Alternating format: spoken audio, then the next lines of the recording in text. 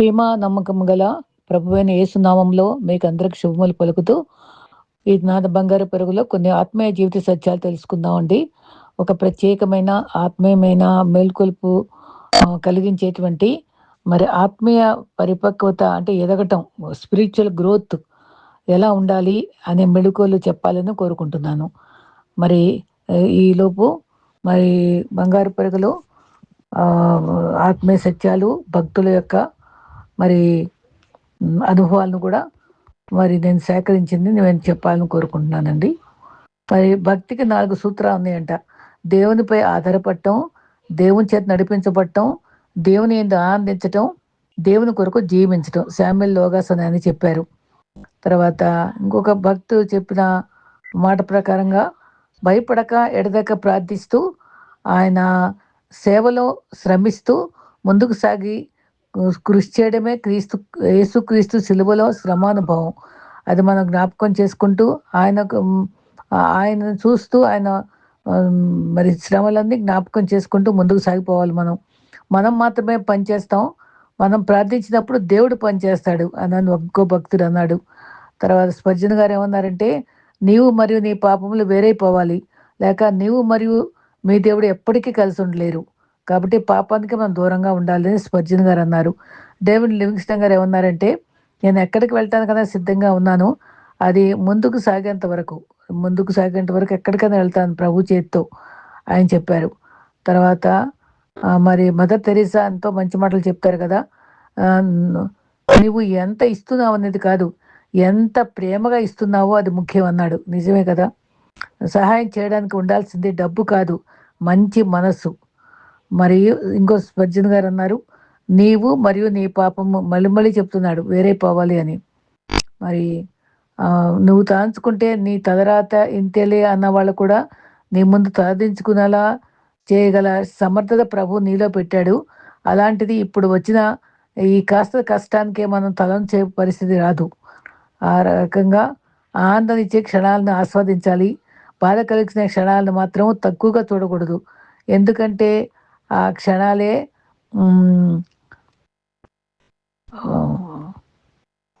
మంచి అనుభవాల్లోకి మారుస్తుంది. లోపాలు లోటుపాట్లు అందరిలో ఉంటాయి, కానీ వాటిని అధిగమించినప్పుడే విజేతలం అవుతాం. పెరిగే మన సంపద మన మంచితనానికే అలంకారం అవ్వాలి, కానీ అహంకారానికి మూలం కాకూడదు. చీకటి గుహలో చిక్కుకున్నప్పుడు కాగడా దొరికింది కదా అని దాని వెలుగులోనే బ్రతికద్దా అనుకుంటే నిజమైన వెలుగు ఎప్పటికి చూడలేదు. నిజమైన వెలుగు నేనే వెలుగునన్న క్రీస్తే కదా. మరి ఈ రకంగా మనము దేవుని వైపు ఆశ్రయంగా ఉన్నటువంటి దేవుని వైపు ఆలోచిస్తూ మరి ఆత్మీయ పరిపక్వత కోసం మనం పాటుపడటానికి ముందుకు సాగిపోదాం. మరి ఆత్మీయ పరిపక్వత గురించి నేను ఆరంభిస్తున్నాను. మరి ఎఫ్ఎస్సి 4:15లో ఆత్మీయ పరిపక్వత పొందాక మరికొన్ని బాధ్యతలు కూడా స్వీకరించాలి. అది ఎబిలిటీ, సామర్థ్యం కూడా కనిపిస్తుంది. మీ విధేయత కూడా ఆధారం కావాలి. మరి ఎదిగేవారు దేవుని సంతోషపరిచే దృక్పథంలోనే ఉంటారు. యేసు తను పంపిన వారిని సంతోషపెట్టారు కదా. లూకా 6:40లో తపన తృష్ణతో పరిశుద్ధాత్మతో మరి మరి స్థిరపరుచుకున్న మనసుతో జాగ్రత్తగా ఉంటారు ఆత్మీయంగా ఎదిగేవాళ్ళు. నా మాట క్రియ దేవునికి ఇష్టమైనదిగా ఉందా లేదా మనం ఆలోచించుకోవాలి. యోహాను 8:9లో నన్ను పంపినవాడు నాకు తోడై ఉన్నాడు, ఆయనకి ఇష్టమైన వాటినే నేను చేస్తున్నాను, ఆయన నన్ను ఒంటరిగా విడిచిపెట్టడని క్రీస్తే చెప్పారు కదా. ఆయన తండ్రి మాట ఎంత చక్కగా మరి నెరవేర్చారో మనం గమనిస్తాం. ఎవరిని ఒక్కొక్కసారి కొందరిని సొంతంలో కోల్పోతాం, ఎడబాటు భరించలేనిదిగా అవుతుంది. కానీ ఆ గొప్ప నిరీక్షణ ఏంటంటే ప్రభువులో మరణించిన వారు ధన్యులు అన్నారు కదా. మనల్ని పిలిచి రక్షించిన ప్రభు మనతో ఉంటారు, మన సమస్తానికి కంచె వేస్తాడు. 2 Timothy 2:4లో మరి సైనికులు దండులో చేరిన క్రమంలో జీవన వ్యాపారంలో చిక్కుకొనడు. సొంత పనులకి డ్యూటీ అక్కడ ఎన్ని రమ్మని ఏ రకమైన ఫోన్లు వచ్చినా సైనికులు పట్టించుకోరు. పనిలో ఉన్నప్పుడు పని మీదే ఉంటారు. అట్లా ఉండాలట. క్రీస్తు సైన్యంలో యోధులుగానే పరలోకం ఉన్నప్పుడే తీసుకెళ్తారట పరలోకానికి. లోక చింతనతో జీవించకూడదు. మరి ప్రత్యేకత వేరు, నాయకత్వం వేరు.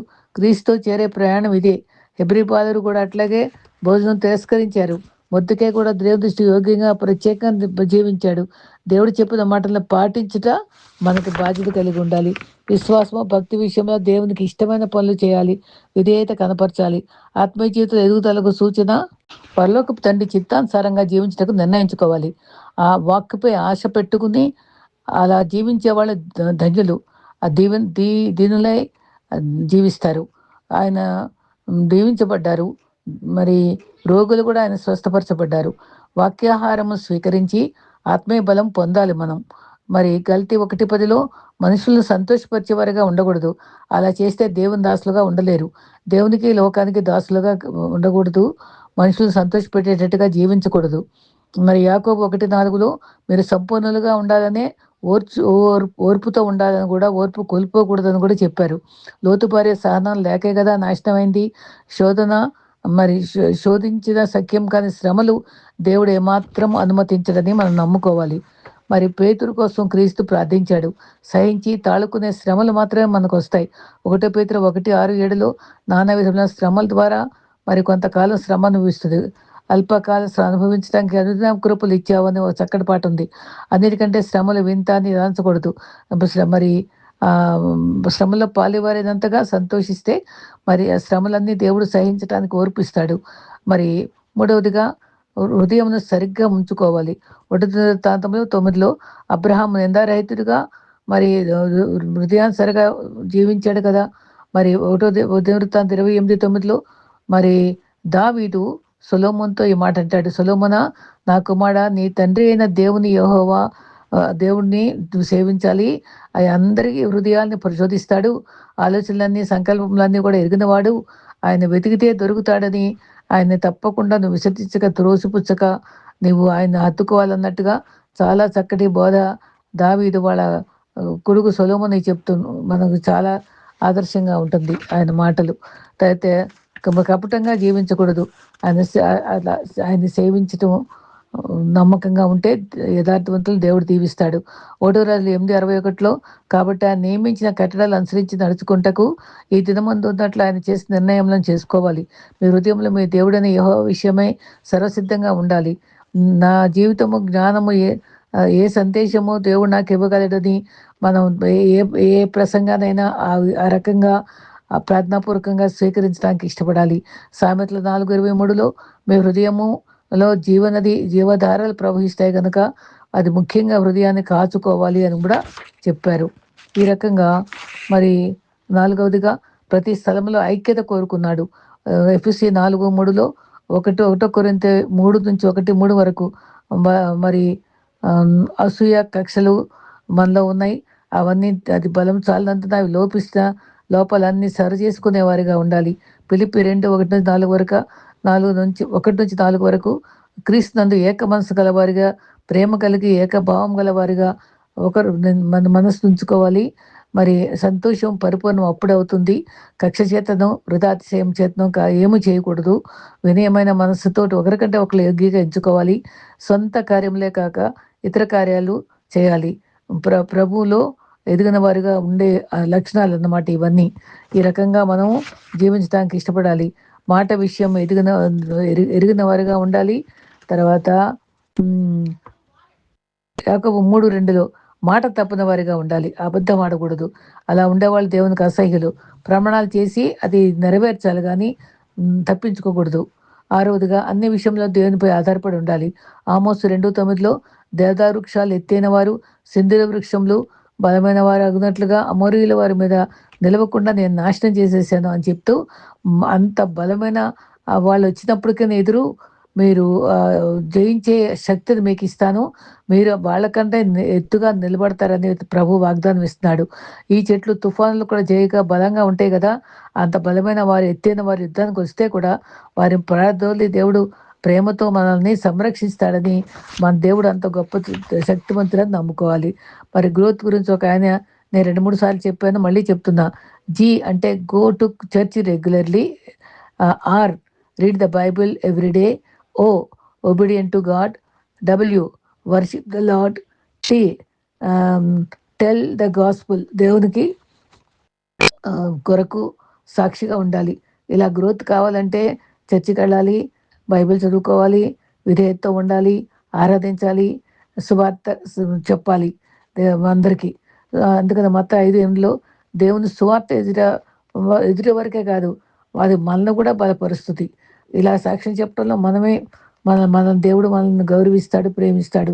పాపాన్ని ఎదిరించడం ద్వారా ఆత్మ ఎదుగుదల కూడా పొందగలం. ఎంత వయసు వరకైనా వారు ఎదగటానికి రెడీగా ఉంటారు. సరియైన స్థితిలో ఎదగాలి. 1 కొరింథీ 3:1 బలహీనతలు నిండి స్వార్థపరులుగా ఉండకూడదు, పసిపిల్లలుగా ఉండకూడదు, మరి పరిపక్వమైన క్రైస్తవులుగా సరైన మనసు కలిగి ఉండకూడదు. ఇవన్నీ ఉంటేనే మనకి స్పిరిచువల్ మెచ్యూరిటీ వస్తుంది. మాట విషయంలో ఎదిగిన వారిగా ఉండాలి. మరి ఇదే కదా చెప్తున్నాను మీకు. తర్వాత మరి మార్కు 4:20లో విత్తనము అది ఎలా పెరుగుతుంది? మట్టిలో లోపల కంట మనం వేసినప్పుడు అది మట్టిని బట్టి సూర్య వెలుగులో అది ఎదుగుతాం, అది ఫలించి ఫలాన్ని ఇస్తుంది కదా.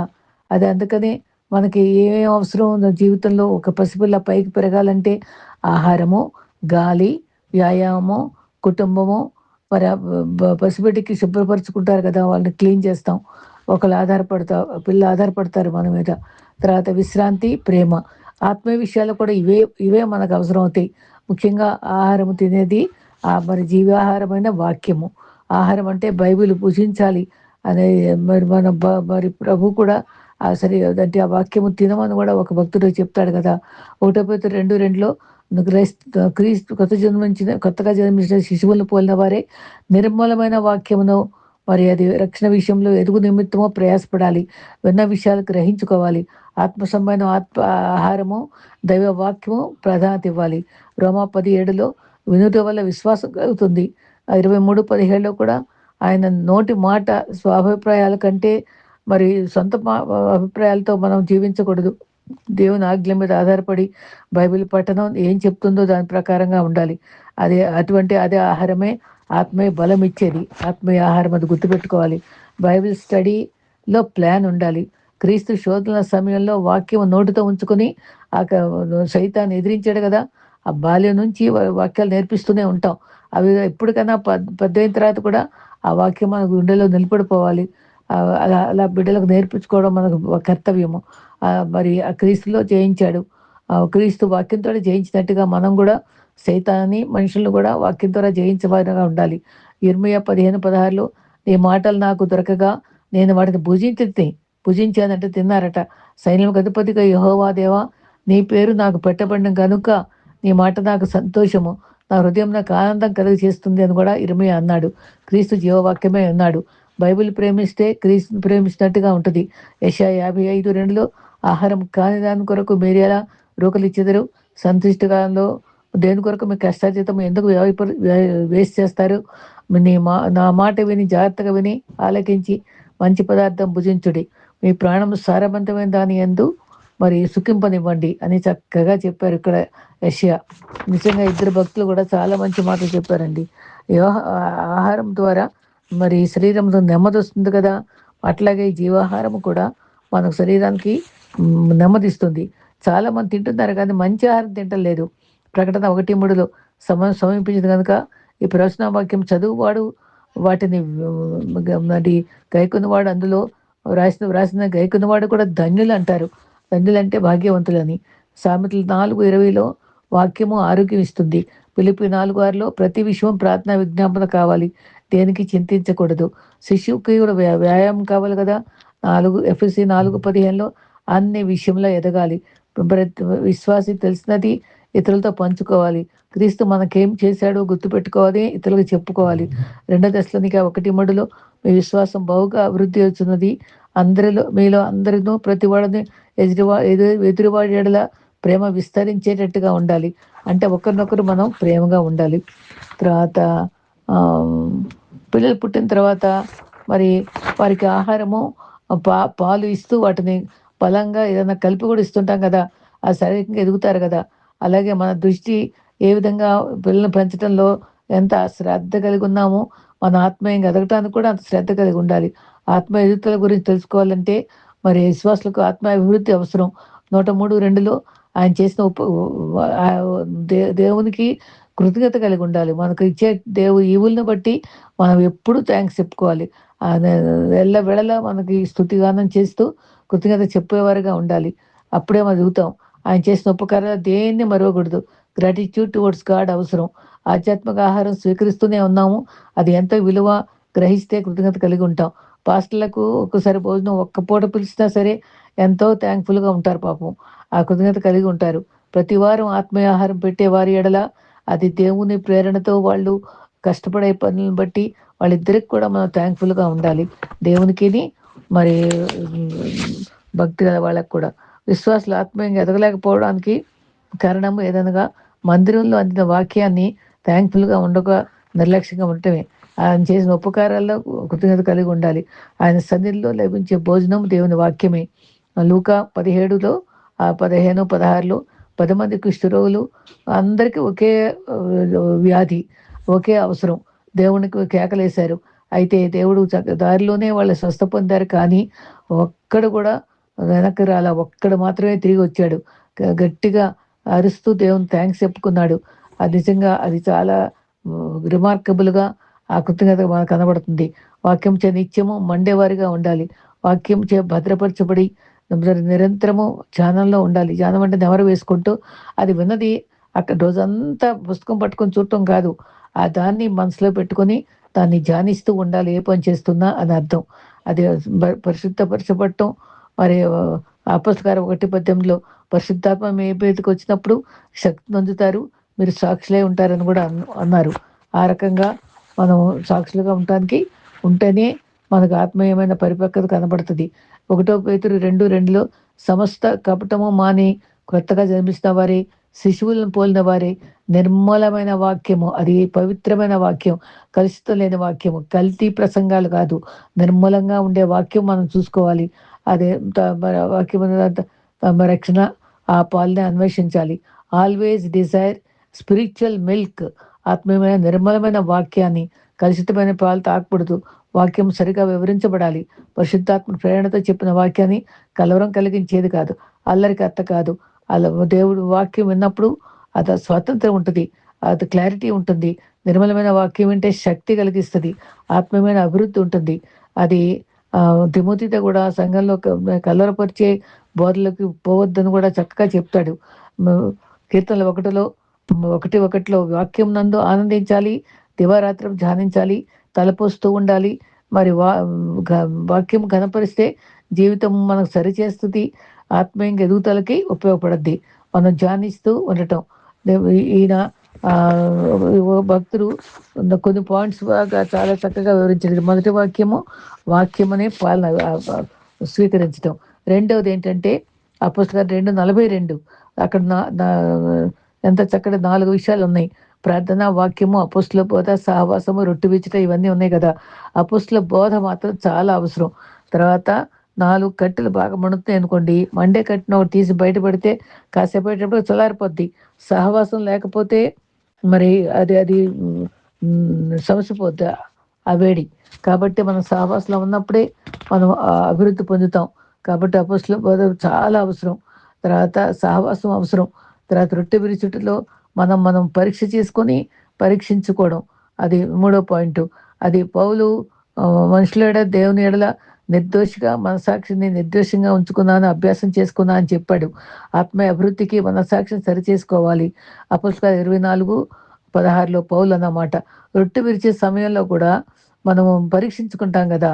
స్వపరీక్ష చేసుకొని ఎక్కడన్నా కలుషితం ఉందాము.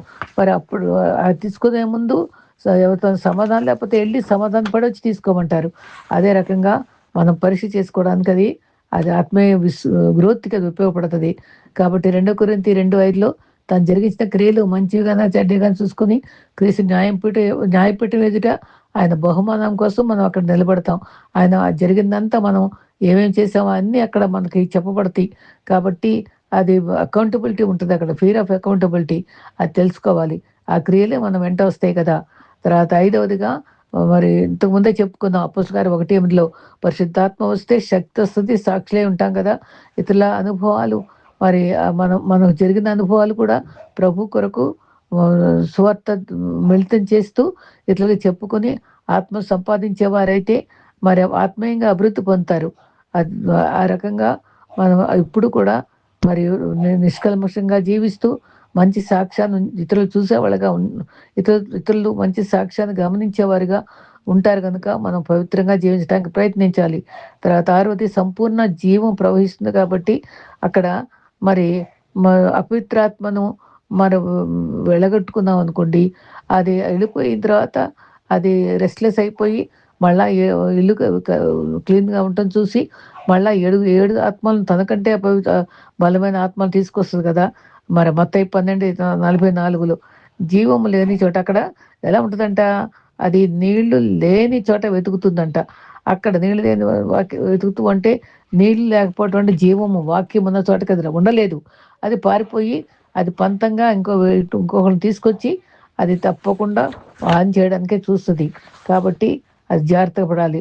తర్వాత మరి అపోస్తలుల 2:42 మరి ఓడకు లంగర్లాగానే ఇవన్నీ ఉన్నాయి కదా, ఆ రొట్టె విచ్చుట అన్నీ. అది ఎప్పటికప్పుడు ఆ విషయాల్లో బహు జాగ్రత్త పడాలి. తనకంటే చెడ్డమైన దయ్యాన్ని తీసుకొచ్చి వస్తుంది కాబట్టి ఖాళీగా ఉండకూడదు. మనం కూడా బిజీగా ఉండాలి. దేవుని పనిలో నిమగ్నమై ఉండాలి. మరి లేవికాండం 6:10 బలిపీఠంపై మంట ఆరిపోకుండా ఉంచారు. అక్కడ ఖాళీగా ఉండకూడదు. అది సేవలో కూడా నిమగ్నం అయిపోవాలి. 119 కీర్తన 9వ వచనంలో ఏమని ఉంటుంది, ఈ వాక్యమును బట్టి దాన్ని జాగ్రత్తగా చూసుకుంటే చేతనే కదా యవనస్తులు దేని చిత్తం నడతలు శుద్ధిపరచుకుంటారు. యవనస్తులే కాదు, ఎవరైనా సరే వాక్యమును బట్టి జాగ్రత్తగా చూసుకోవడానికి మరి మరి పాపం చేయకున్నట్లు 11వ వచనంలో నీ ఎదుట నేను పాపం చేయకుండానట్లు నిన్ను నా హృదయంలో ఉంచుకున్నాను, నీ వాక్యము నాకు దీపం అని చెప్తారు కదా.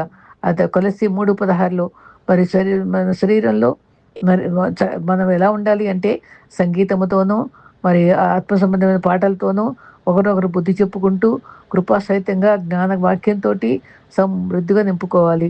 మనం ఏది ఫీడ్ చేస్తే అదే నోట్లోంచి ఏది వస్తుంది అదే మనకు వస్తుంది కదా.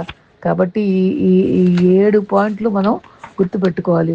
మొదటిది ఏంటంటే నిర్మలమైన వాక్యాన్ని ఆస్వాదించాలి. రెండవది ఏంటంటే లంగర్లు 4 కూడా వాక్యము, ప్రార్థన, సహవాసము, రొట్టె విరుచుట, ఈ 4 విషయాలు కూడా మరి ఈ రకంగా మనం ఎడతెక్క ఉండటం చూసుకోవాలి. తర్వాత జడ్జిమెంట్ ఉంటుంది కాబట్టి ఫియర్ ఆఫ్ గాడ్ ఉండాలి. ఐదవదిగా సాక్ష్యం చెప్పాలి, విట్నెస్ ఆఫ్ క్రైస్ట్, స్వార్థ చెప్పాలి. తర్వాత పాటలతో వాక్యంతో కూడా చెప్పాలి. తర్వాత ఖాళీగా ఉండకూడదు, లేకపోతే సైతాన్ వచ్చి మరియు ఖాళీ పూర్తి చేస్తుంది. మనం జీవితాలు అలా నిర్లక్ష్యంగా గడపకూడదు. ఖాళీగా ఉండకుండా దేవుని సేవలో నిమగ్నం కావాలి.